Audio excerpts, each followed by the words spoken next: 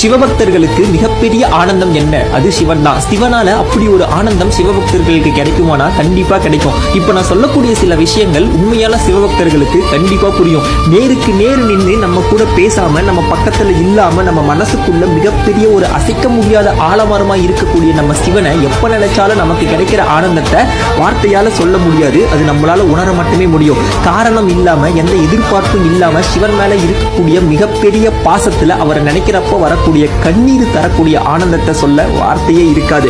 அணுவுக்குள்ள அணுவா இருக்கக்கூடிய நம்ம சிவன் நமக்குள்ள ஒவ்வொரு நொடியும் இருந்துகிட்டு அவரை உணர வச்சுக்கிட்டே இருக்காரு. அவரை உணரப்ப இருக்கக்கூடிய சந்தோஷத்தை விட சிவபக்தர்களுக்கு மிகப்பெரிய ஒரு சந்தோஷம் என்னவா இருக்க முடியும்? 33 கோடி தேவர்களுக்கு மட்டும் இல்லாம கோடான கோடான சிவபக்தர்களுக்கும் இந்த பிரபஞ்சம் முழுவதும் நிறைஞ்சிருக்க நம்ம சிவனை நினைச்சா எப்பயும் ஆனந்தம் ஆனந்தம் ஆனந்தம் தான். மகாதேவா, உன்னோட அதிசயத்தையும் கருணையும் எங்களால புரிஞ்சுக்க முடியல. ஐயனே, ஈசனே.